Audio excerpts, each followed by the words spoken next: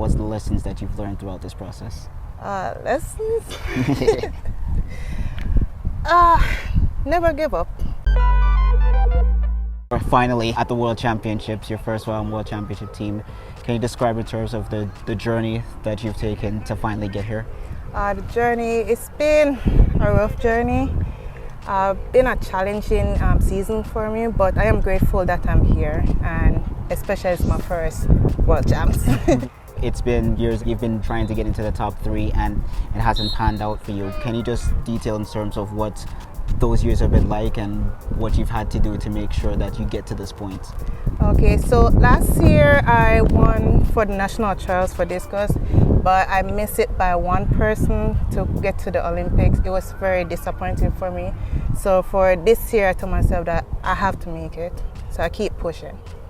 It seems like a moment that has come full circle for you. Is it something that I guess now that you're in a moment that you're cherishing more because obviously you don't know, you might not have a lot of opportunities again? Oh yes, so I'm definitely going to cherish this moment. In terms of for this season, what has there been a turning point for you or something that you've done differently this year? It wasn't much different from last year, but for this year, it's all about like getting the points. Even though I didn't get the distance, I tried to make it to the top 32. What about, your technique or something that you did that has been the most help for you this season? Oh yeah, I tried to do better at my technique. So far I'm still working on it, and hopefully I can meet the finals.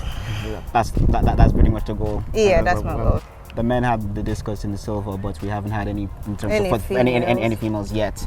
Do you feel how confident are you that you can be the one to make that breakthrough, especially when you have our Jamaicans doing coming up in the field events?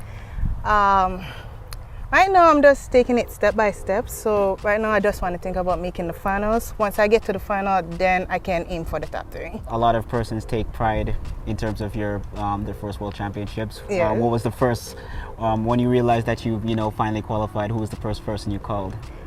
First person I told was Chad Wright. He's also a discus thrower. So we were both happy. He was like, I know you will make it, even though I wasn't sure, but yeah, we both screamed.